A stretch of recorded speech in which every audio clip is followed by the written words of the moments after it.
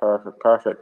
Welcome to In the Shed. Yo, it's great to be here for our next guest, the great Mathis Picard. So, Mathis Picard is from France and Madagascar originally, right?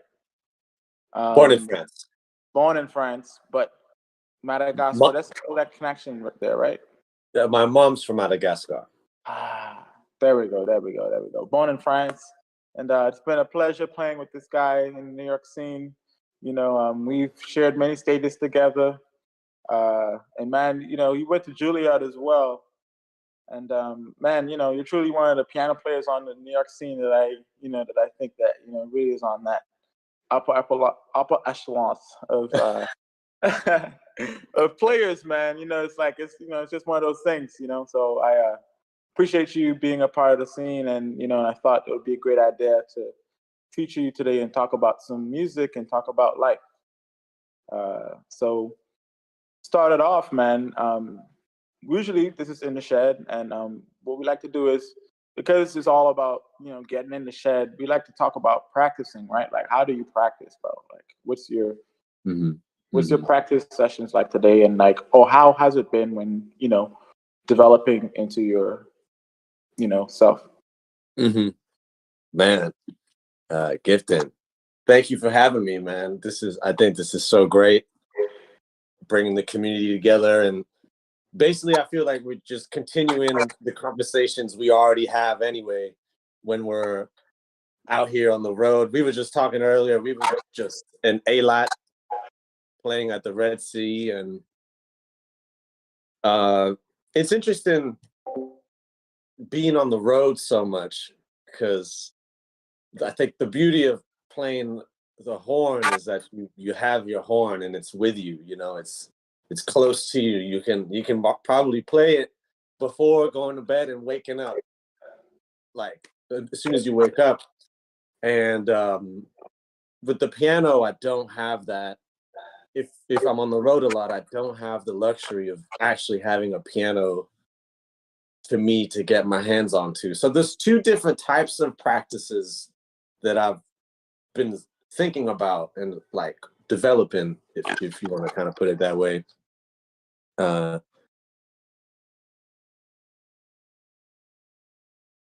This is might be interesting in terms of in the shed, but I think the first thing that I think about when I wake up, if I know I'm gonna play that night, or if I'm just learning, I feel like we have a creativity tube that we can fill in one day, right? There's there's a certain amount of creativity that we can create in a day, right? So a lot of the times I'm thinking about not wasting that creativity and not wasting that focus. So let's use the example. I do have the piano next to me. I'm not gonna just, what I used to do when I was younger is I used to just play everything I could possibly think of with no certain direction, and that's fun. Like, I think that's a really positive way to build a relationship with your instrument. But I've been really thinking, because I haven't had access to pianos, how can I build music and practice music inside of me, in my mind, while still being on the move, while still living my everyday life, right? So so that's the first thing I'm thinking about. Kind of, I guess, having a respect for the music that it's very special, and I want to be very specific as to like what I want to do when I'm finally at the instrument or preparing myself. One of the ways I've been doing that is thinking about how music lives in the mind, how it lives in the soul, and how it lives in the body. You know, I'm writing this book that has it's called Where Music Lives. And these are the things I think about to sort of help me get a wider understanding of what music really is. You know, is music just you and I going on stage and playing our songs? Or does music live way beyond that, even just in this conversation we're having, right? Mm. So let me use a little example. In Where is the body? Okay, the music lives in the body. You need a healthy body to perform your instrument. So that's one way that I practice, is taking care of my body. You know, it might seem very obvious, but it's very intentional. Trying to take care of my arms, of my back. I'm trying to make sure that the blood is flowing. Okay. The music also lives in the mind, right? I can be asleep in bed, not moving my body, but a whole bunch of music is on my mind. It's alive. It's, you know, it's just flowing everywhere. And of course, music lives in the heart always, you know. And I've been sort of thinking, if I were to try and think of music and how it can be divided up into the chakras of the body, right? It made me come to this sort of, it's not a conclusion, it's just things I think about, right? It's not the be all end all. So there's three pillars in a lot of things in life. There's always three pillars: mind, body, and spirit, right? Harmony, rhythm, and melody. So let's break it down with the chakras. What is harmony? And where does it live? You know, there's this book by Hanrat Inyat Khan, who I think many people have read it. It's called The Mysticism of Sound and Music. And he talks about harmony being this feeling that can be sensed anywhere. For example, if you're a harmonious sound versus a non-harmonious sound, right? If something is harmonious, it feels included. It feels like it fits, you know, it's in harmony. It feels good. And if something is out of harmony, it kind of sticks out, right? So if you want to talk about harmony in terms of like this behind me, if I take away this shape, there's a certain harmony to it. But then I bring this shape onto it. Perhaps you would say all of this intensity, that's not so harmonious of itself, right? It's doing this, but then together it creates a new harmony, you know? So harmony is also a thickness, I think, a thickness and texture that you can choose to be a part of or not.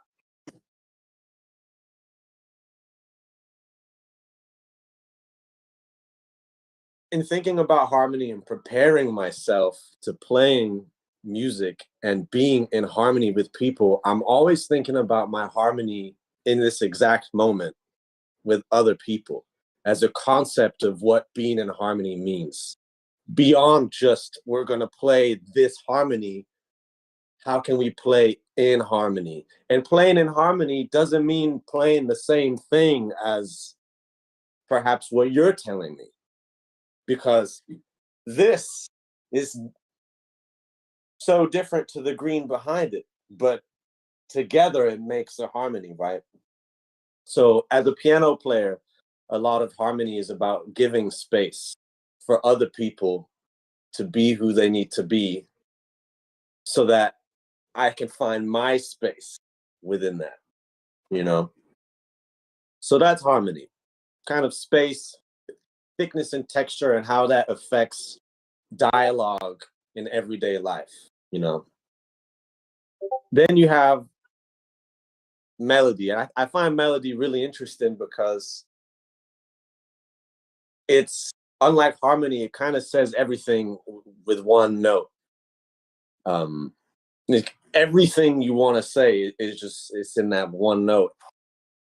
And you know this even better than us piano players, but I feel like harmony is sort of, melody, it's a practice of letting go to the flow of whatever your melody is and is supposed to be. It's not really something you can force, and if you try and hold it back, it hurts too. It's as opposed to harmony that you can suggest a harmony in a conversation or in a song, depending on what the song is. But there's something about melody that's always the truth. It's always the absolute truth of where you're at or where I'm at in this moment. And since it's such a linear thing, it does, in terms of being more connected to my melody throughout the day, if I don't have a piano, I'm being very conscious of like the stream of consciousness of my voice throughout the day, letting it not interrupting myself, you know what I mean? Or not believing in myself, because I feel like behind melody is a faith that it means something, faith that it can do something, you know, or sharing it is worth it. I feel like sharing melody takes a lot of courage. Meaningful, beautiful melody, you know. I know you know this. So let's keep going. Harmony, it's like dialogue and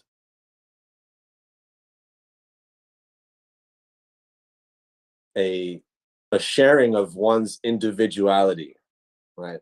We all have our own way of feeling harmony. Melody is our way of being connected to faith and to like a sort of spirituality, you know. Harmony is the mind. Melody is our faith, whatever faith that is, you know, whatever way people want to get close to themselves and God and the cosmos. And at the end, rhythm obviously is the body, right? Our connection to the root, which is Mother Earth, you know. So you have these three pillars: harmony, melody, and rhythm, which is harmony, which is the study of your mind. Melody is the study of your heart. And rhythm is the study of your body. And interestingly enough, being aware for me of these things and trying to better those things in myself as a human being enriches the music, because music is really a reflection of all those things working together, right? And when I listen to music, that's kind of what I'm listening for as a result of the work that someone needs to do to get there, right? So that's just a general overview of what I've been thinking about. And then it goes much deeper into the chakras, how this is just for the sake of in the shed, right? Of philosophy, right? Harmony, this is, for me, is one of the most mysterious of pillars, musical pillars, because it lives in it satisfies a part of your body that is so imaginative. You know, it satisfies the mind, which is a very funny thing to satisfy, because I can't grab your mind, you know. So it lives in this very ethereal space. I find that melody is sort of in between, because in order to share melody, first you have to be connected to like your inner voice. And at the same time you're connected to your inner voice, you have to be connected to knowing how you're going to share that, right? Because knowing and sharing are two different things. You know, you can know something, but like we're saying, the courage to share that, to know the value of sharing that little diamond that we all have is just as important as just knowing that it's there for everybody. And rhythm is on the other side of the spectrum. It's easy to understand because it's physical. Like, it's our connection to the reality of the world around us. From ethereal to completely physical, music encapsulates all of it, you know? So, some little notes here for you. Loving it, man. I'm loving it. Yeah, if you have any questions before I keep going, if there's anything. No, man, this is exactly what people need to hear, because honestly, you're breaking it down in a way that gives a clear path to understanding, which I love, which is a way I learn as well. And it makes sense to me. Like, it really makes sense to me in terms of the body being something. And, you know, rhythm comes first, right? Rhythm comes first. And our body is constantly vibrating, right? And then you look at consciousness being the harmony, right? It's just, you think about it, and then melody comes from the heart, man. Yo, man, just keep it going, brother. All right, so I see you got it. So let me break it down to the chakras, right? So I think 1, 2, 3, 4, 5, 6, 7 chakras, right? So let's start with the body, because rhythm comes first, right? So the two chakras. The first one is at the end of your spine, right? Is we basically sit on it. That's the root chakra. And right above that is the sacral chakra, which is our reproductive system, right? I don't need to explain to anybody why you need rhythm to make babies. Okay, that just is what it is. And the root, isn't it deep that if something feels good, we all start to shake the root? It's deep, you know. Our root is also, like I said, it's our connection to the earth, to the reality of where we are. We are human beings experiencing life, or rather, we are spirits in human bodies experiencing life on earth together. And the reason why rhythm is so crazy is because we all have the body, and we are all able to feel this pulse in different ways, whether at a high frequency or a low frequency. The rhythm guides how your blood is flowing through your body. If your heartbeat's gonna, go fast or slow. Also, the gut, I would say, is really in there too, in the body, in terms of the rhythm. There's something to be said about trusting your gut. They say that it's your second brain. How many times on stage or in life you're like, I'm just gonna go with my gut? Well, that's a bodily sensation. Moving on up, back to melody. Like this actually, before I do that, actually no, I'm gonna keep going. So you have the sacral and the root. The heart chakra, which is right here, and the throat chakra is a way to see where melody, like singular melody, is held, right? You can't have two thoughts at once. If you have the one truth of your inner voice guiding you, it's just one voice with breaths, right? The breath is part of the voice too. And when I was talking about knowing and sharing, that's why the throat chakra is in there, and why singers are so amazing is because when a singer sings, those two chakras are like, it's like a nuclear effect. It's like, I know, I share. I know, I share. And it's just, they're literally embodying what spirit is in that exact moment. With instrumentalists, the furthest, like piano, is we can only use this as like an analogy, right? Because we don't create our the piano is not gonna respond to this, but the trumpet does, which is so deep because this is what we use to let people know where we're at all the time, right? So in the melody, which is really interesting, I know you've been talking about breath. You can't talk about melody or rhythm.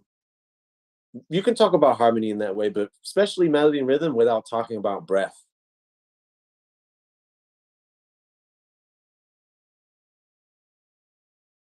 Like I'm doing right now, right? I'm taking time to say what you actually want to say, right? You might hear something here and you're ready to share it, but what is that relationship you have, that composure that you can get to in order to really share unshamefully and with clarity, you know? What one way I've had to I've developed that. So this is an exercise that I've used to do on the road, um, to connect myself to that breath, right? I don't know about other people out here, but I gotta say, like, a big part of going to school and being in that academic setting where you're everyone's judging you, but there's no shine. Everyone's That's what it is. You're at the jury and you're being judged. Like there's no sugarcoating. That's what's going on. um, it can, if that's all you know with playing music, it creates this energy of, perhaps for some, it did for me, this extra energy of anxiety around music that actually doesn't exist, right? Music, it makes us alive, and it makes us step into our something serious and something profound, but it shouldn't make us anxious to the bone. Like, I can't, I can't be here right now. So I remember there were certain sounds in recorded music, whether it be some jazz or like some like really complicated classical piece of music that I had to learn, that when I heard it, it made me feel anxious. You know what I mean? But that feeling didn't belong to me. That was something that was added on through being in school and maybe other people's anxieties. So I would practice playing something that I know either made me feel anxious or either made me feel like, oh, I could never do that. My inner voice was receiving it, but it wasn't responding in the right way. It wasn't responding with the love that I needed it to do. So I had to practice that. I had to put on the stuff that intimidated me to the point where I could listen to it in quietness without trying to interpret or say what it is, to actually receive the music as it was intended to be received. So I had to develop this whole new relationship of what music meant to me.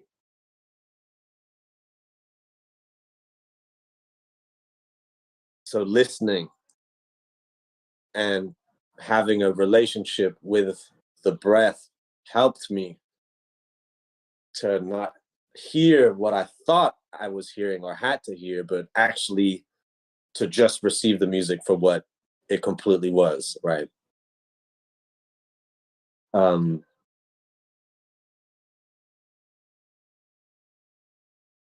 It's taken me a long while to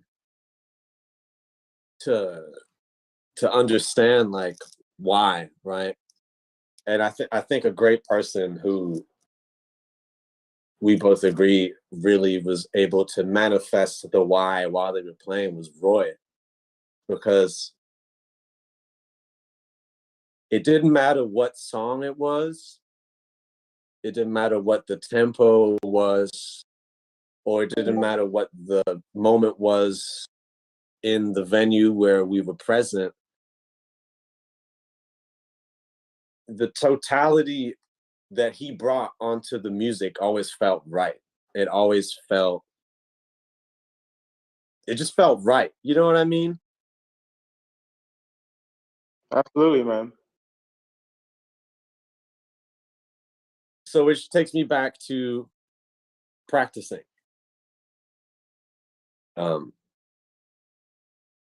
This right now, I'm giving like my ideas of practice without an actual piano. Things I'm thinking about throughout the day when I'm listening to music, you know.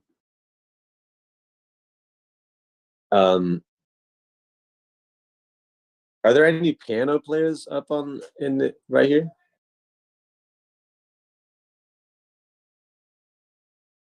I'm not completely sure, but man, but I love the direction. Like literally, I know you're gonna get into practice after the throat and the heart chakra. Is the head chakra the brain and the mind, etc.? I was just assuming. Thank you. Let me finish. So I'll do a quick little work my way up. Rhythm, right? For sure, right. For whoever's here. Yeah.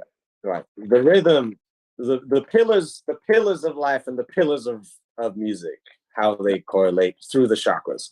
The pillar of rhythm is the pillar of the body that you can feel in your root chakra, your sacral chakra, which is, you know, life giving, you know, and your solar plexus, which is your gut, right? The pillar of the soul, I feel, right, this is all ideas, right? This is not what it is. This is what helps me sort of compartmentalize, because it can help kind of get a little bit clearer. The pillar of the soul is the pillar of melody, of linear melody. Single truth, one voice. And that's melody. That is shared between your heart and your connection to the voice, your breath, and the space within that voice, and your throat of how you're going to share that, you know. Sharing is so much a part of is receiving, and the other way around. Now the last one, harmony. You have, so we've taken care of that. Now you have your third eye, which is funny because there's an eye right here I'm looking at in this. I don't know whose eye that is. It's popping out. I can see it. Yeah. So you have your third eye and your crown chakra. So the third eye holds vision. And the third eye holds vision that is beyond time and space. And beyond time and space, I mean that you and I could be talking right now, and I'll mention we were talking about blue holes. Your third eye is going to be able to see that in your mind, right? You can see it. You're not there, but you're there. And that's significant because it's real. It's this actual part of our body, is that the allocated point in our body that allows us to travel through space and time, and developing a relationship with that in terms of making music is good, because it can help you look at the music while it's happening, you can look at it from before it's happened or what happened before. It allows you to be around the music that's happening. That's what this is capable of. That's what allows you to imagine a certain harmony over a song before you play it. I love that. Yeah. That's what allows you to imagine. It's it's like, it's magic. It's magic. And now this is your thoughts. The crown is where your thoughts live. And it's different to the one voice, right? Because you've had that conflict before where, like, the truth here, but then here's like, and that's the ego. The thoughts is the ego. It's sort of like of a subconscious individual response. When I've been thinking about it, I feel that the mind, right? So our bodies, my body, your body, everybody's here is ancient, right? The algebra that makes our body has been alive forever, how it works, right? And our connection to all creation has been alive forever.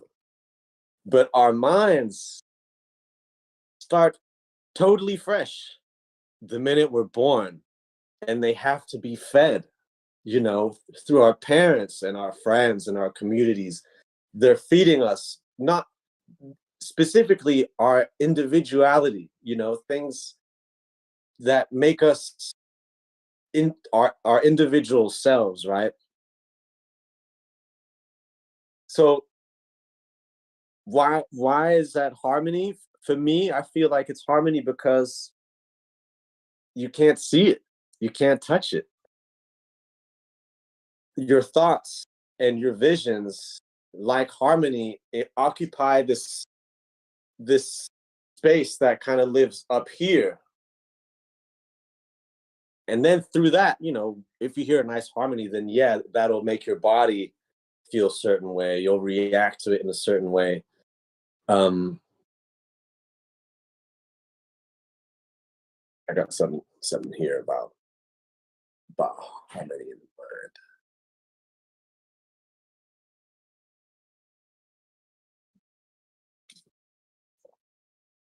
Just to connect on that point, man, when you talked about how the third eye is like the imagination and how we can imagine things that are not currently happening. And I like the idea of that because when people are experiencing us and experiencing the music that we output, it's like we're taking them on that journey as well. And I love the ability of like how people would say after you play a show, I felt like you transported me to a different place.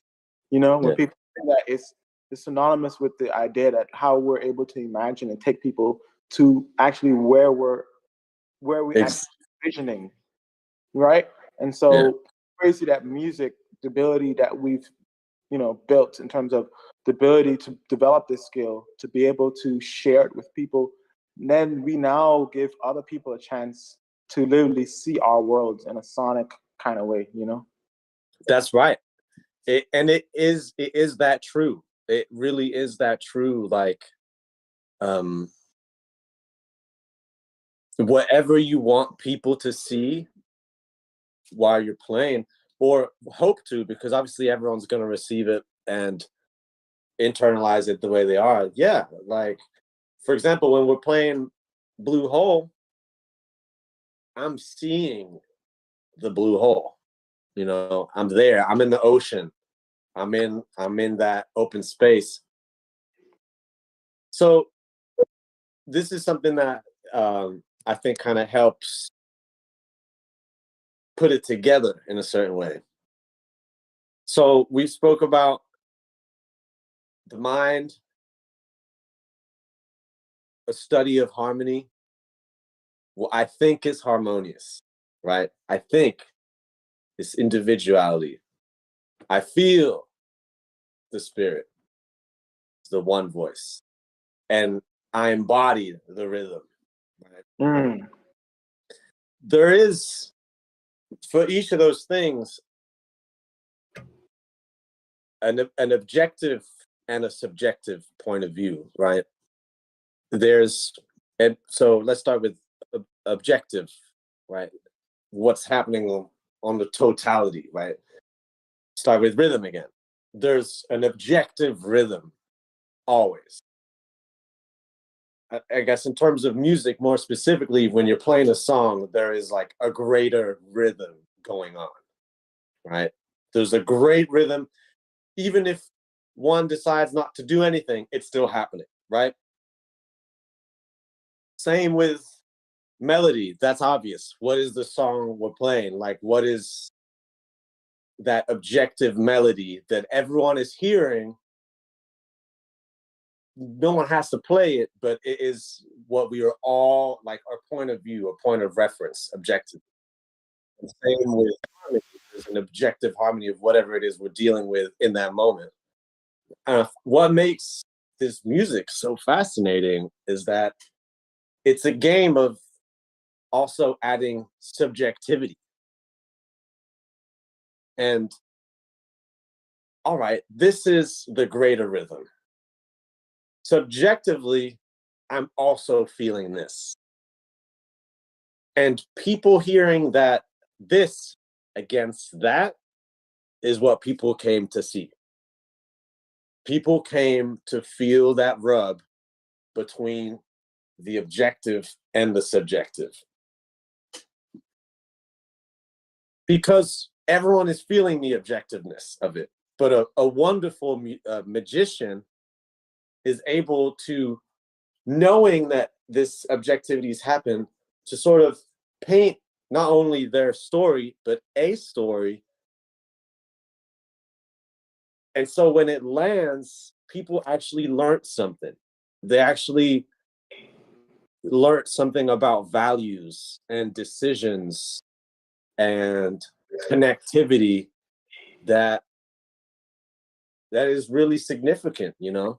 And when Wayne passed away, I was thinking about the jazz messengers. And for the sake of like this world we're living in, I was like, all right, let me just see what happens if I take the word jazz away. And I just listen to them as the messengers. What are they messengers of? Spirit. And Art Blakey used to say, from the creator through the body to the people. And that's the game everyone's always dealing with. Receiving, internalizing, and how am I going to share that? The constant thing. And that's happening with harmony, with rhythm, and with melody. And that's when a duality comes in. Exactly. Yeah. And it's really amazing to know that every human hears this.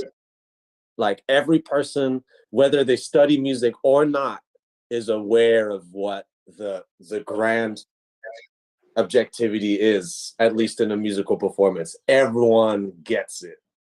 What's the underlining thing? And then what makes it magical is when you hear someone who's able to play with that with you and take you along. And when I hear Wayne play, like, that's all those things is what I hear. I hear like courage now. I hear breath. I hear insinuation. I'm hearing like like I'm hearing suggestions, and it makes it fascinating to hear music that way beyond I heard flat 5 sharp 7, even though that stuff is great. But what else what is the message? What is the message that they were trying to share. You know? I love it, man. I love it. I think that if anything, when we talk about delivering something, it's going to be there's going to be somebody, whoever it is, that's going to deliver this message. It's not going to be. It's inherently going to be like personalized, right? Because it can be me and you can be delivering the same package, but because I'm delivering it, it's different inherently. It's just, you know, and I think that is what's so interesting to me about music. And I love the way you just broke down a lot to us and really gave us a clear path to really thinking about it. And I think that's really important, man. And man, I don't even know what to say, man. It's just really got to just think in. Yeah. So we have like 15 minutes left, right? Yeah, I mean, but honestly, right now, man, we can even take it. We can even take it to that conversation we had about the different types of I guess you can say messengers. Uh-huh. Yeah. Yeah, you can take it to the different type of messengers in terms of when we had that conversation and a lot, and we talked about, you know, how different improvisers have different like strengths, or we can look at them as abilities or superpowers. And I wanted you to elaborate on that for us. Now that we've got a sense of the makeup and the, you know, and the body and how we're where the music lies, right? And now talk about the different body types and the different superpowers that come with it, right? Yeah. Like, how do we talk about that? So that's great because it kind of is like the next part, you know. So we would talk. There's this book I bought. I think it's called something perhaps cheesy, like 88 keys, 88 pianists, something like that. You know, like defining pianists. And again, like I think it's labeling and categories are both useful and dangerous. You know, it's important to for me to not see it as the be all end all. But I really, when something makes sense, is very inspiring, and I felt like how they categorized different pianists in this book, it made a lot of sense to me, and he was able to use this terminology, right, through all stages of the development of the piano. So you had let's see, you had a rhythmist, so someone who it's like the natural approach to music. What part of these pillars we are most attracted to, you know? So rhythmist, they put someone like James P. Johnson as a rhythmist, you know, where the moving creative factor that's moving everything is the rhythm. Someone else who was kind of like that, I feel, Bartok's music is rhythmist, you know. Then you had melodist, which is someone who leads through melody, and I don't think that this is subjected to any instrument specifically. I think you can be a melodist or rhythmist on the trumpet, right? Yeah, it could be related to, and honestly, yeah, it could be anything. But for melodist, they'd use someone like Fats Waller, which I would completely agree with, because think about all the songs he wrote. Like Ain't Misbehaving, Honeysuckle Rose, like those are just incredible melodies. And even the way he plays on the organ when he improvises is super melodious. Someone else who's actually melodious as well is Bud Powell. He's a melodist. keeping going. Then you had a arithmetist, melodist. Oh, the alchemist. And now the alchemist is the person who's interested with this in the music. You know, the alchemy of the unseen. You know, and I would play someone like Herbie in there. You know, I feel that he's an.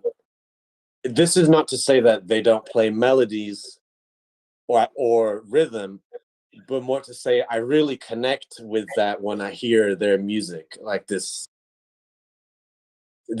playing with alchemy, you know, in this way. I'm trying to think. I'm giving piano examples because that's I think a lot about that. Maybe it'd be a fun exercise to kind of see how that might relate with other instruments. You know, like I don't know, maybe Brian Blade is an alchemist on the drums. Yeah, yeah. You know, and then you had Ambrose on trumpet. I think Ambrose is an example of an alchemist. You know, on trumpet. You know. Yeah. And then the fourth one was combustible, right? Which is sort of like when we were discussing it, I think we actually both came to like some sort of idea that maybe combustible is like coming at music through energy, wanting to build energy and then let it explode or not, you know. I think that seeing those different terminologies kind of helped me figure out myself in a certain sense. And like what do I like in music? You know, like what do I really like in music? You know, and to step into that even more. You know, like obviously I love the harmony and I love the rhythm, but there is a part of me that I reach to when it's time to share and improvise that fits me the most, you know. And I think for me, it's kind of for me at times when I'm feeling good, right? When I feel like I've done my work, when I feel like I've nurtured my mind with knowledge, because this is something I didn't actually speak about before, is how do we nurture these three pillars, right? Obviously, for the body, go work out, go drink water, eat good food.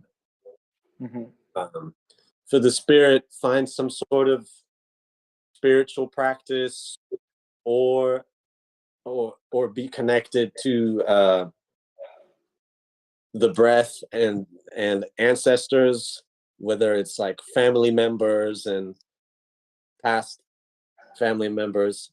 And then the mind is sort of the way to nurture the mind is to let it, you have to feed it, right? Because you have to feed the mind with good things and good shedding.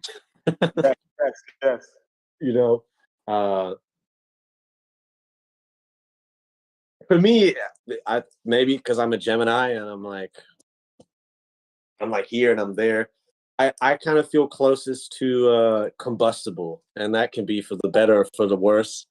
But I love this feeling like energy is just building for it to share. But obviously, you can combust low or high in energy. I would actually, I think when we spoke about it, what did you feel your playing was? Do you remember? I think if anything, because like every time we're talking about this, I think that as musicians, we're constantly building our strengths in all these areas, but we do have a natural place where we do find or we gravitate to. And so like all the musicians we talked about, I think they all have strengths in all these areas that like as in rhythm, in melody, and what was the other one? Alchemy. Yeah, and alchemy. And so I think for me, I think I did say combustion though, because I think that I do deal with like harnessing energy and And I do try to play the horn that way. Like, you know, I try to go for, I guess every time I play, I try to really put all of my energy into it and have that also be one of the things that people feel on top of everything else. Yeah. So, yeah, man, I think it's a great, like how you said it. It's not the end all and be all, but if anything, it gives us a sense of like what's going on musically and how we can like get a sense for our natural tendencies, if anything. Yeah. For me, I feel like some of that tendency. It's like, for example, I feel like have been more of a rhythmist or melodist before an alchemist. But what has allowed me to dive more into my alchemy actually was not to think about alchemy, but more about the energy and what the energy needed me to create. Yeah. I do like combustion, man. It's really powerful because it's one of the things we were talking about, how like people can be listening to you and be experiencing what you're playing. And I guess combustion has this ability where it hits everybody in a way because it's energy, right? People feel your energy before anything else. And everything, people also can, you know, can also feel everything else in terms of the melody. And it's probably hitting those points you talked about earlier, the heart, when people are, you know, reaching for the melody. I feel like I also, you know, lead with melody as well. Like when you're talking heart, and it's like, and also rhythm, the body. Like I really love the way we spoke about it just now, and like taking it through those steps. And I think that gives everybody a good sense of how to really think about it, and when we're shedding, to think about it and to build these, you know, these parts. And obviously, when you forget about it, you're gonna just express yourself. You're gonna express exactly. you know? Yeah. There's it's interesting because you can think about all these things right now, but then when it comes to sharing, the idea is you've done enough preparation that you can just trust it. You can trust your body, you can trust your mind, and you can trust your heart, you know. And that's a really wonderful place to be at, when you feel like you can trust yourself, and you can make mistakes, you know. Then you continue to learn. You then learn by experience, which is something we also talked about, where you put yourself in uncomfortable situations and you learn through those, you know, through putting yourself in those positions. And I think that's when music becomes something that every time you play it, you learn something, and that's the beauty in it, right? What I love about music is that really gives you a chance to just like push through that silence of needing to like mute yourself and keep things to yourself, and it gives you that opportunity to express artistically within and outside of norms of what may or may not be deemed as acceptable, but is ultimately acceptable as art itself. And that's the beauty. It's definitely a sacred thing that we can all share together, whatever we're working on throughout the day, like what you're saying, deemed as acceptable or not. When, you know, I feel like music is a mirror of us, and it's important to share who we are. Always, it's important to have the courage to truly share what we're actually about. You know, there's this amazing book I've been reading on the road of, again, when Wayne passed away, I was very touched and like very, I don't know, for some weird reason, I actually felt even more connected to him. Like after he passed away, I was just like wrapped in his music. And I've been reading this book, Wayne Shorter and Herbie Hancock talking to their Buddhist master teacher. it's a conversation they're sharing about, I guess, Buddhism, but also about their lives and their mission. And, you know, obviously religion has its ups and its downs, you know. And so I understand some people's refrainment towards religion, but I always try and take the things that I feel are important, and there's always something important to take from whatever it is. Something I felt from their conversations that they're really on a mission. They're on a mission, and that mission exceeds something even beyond music of that performance of the day. Sort of like this mission to have the courage to bring goodness and truth through music, always, in adversity, in loneliness, and that quality, that like beautiful strength comes through in the music and allows other people to receive that when they witness it, so that they can be inspired to bring courage, truth, and love to whatever they're doing in their lives.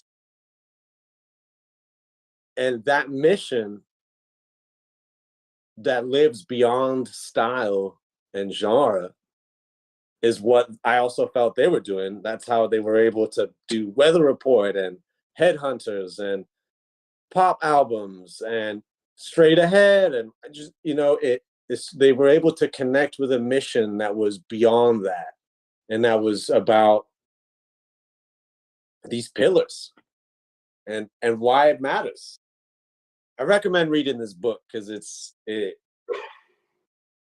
What's the name of the book? The book is called Beyond. I think it's called Beyond Improvisation. It's on Google Books. You can get it for $7.99. There we go. All right, man, bro, man, this has been like an amazing session, bro.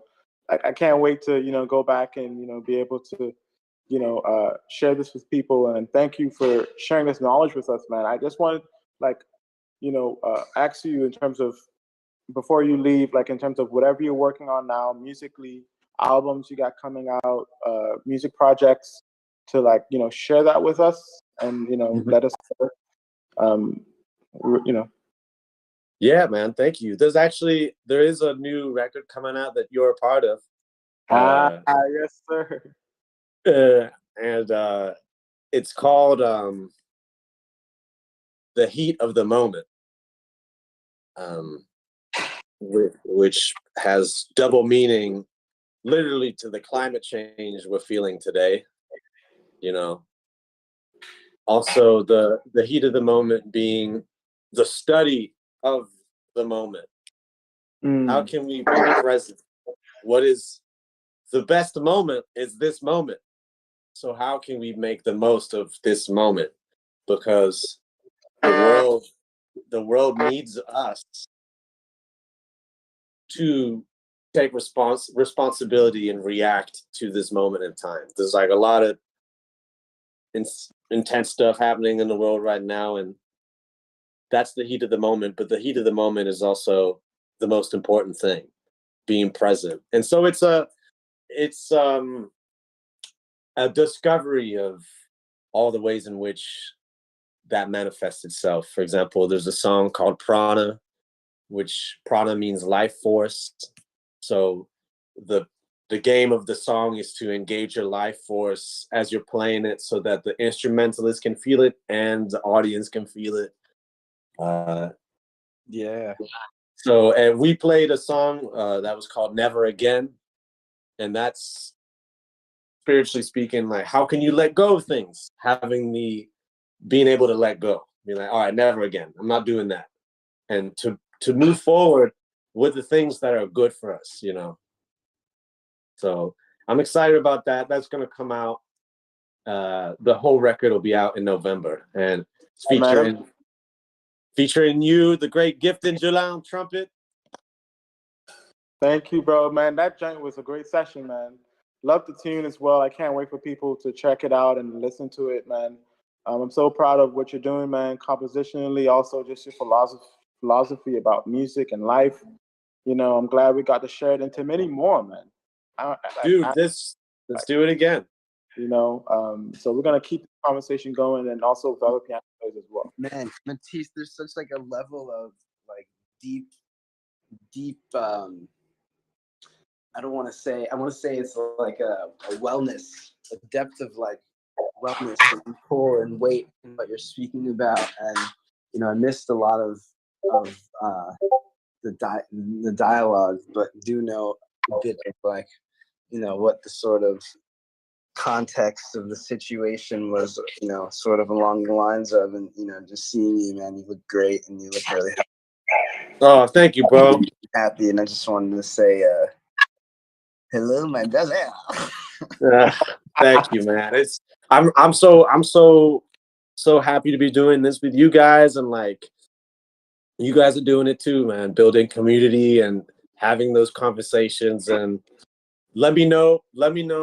I know we got a group one, which is gonna be really fun to do this Friday. But if people are interested, I'm always down to dive deeper into this. And maybe next time I can like show how that way of thinking helps with actually playing the piano. Like now that I'm at the piano, what am I, you know?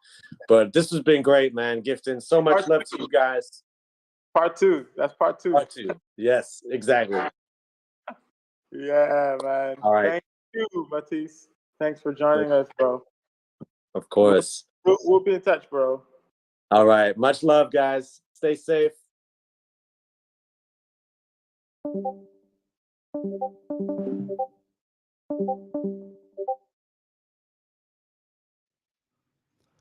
All right, everybody. That will wrap up that interview.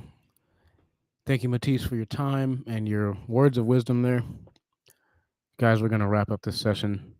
Thank you guys for listening. Again, that was Giveton Gelin and Mathis Picard, pianist Mathis Picard, talking about some real heavy stuff right there. And stick around for the next one, guys. Thanks for listening.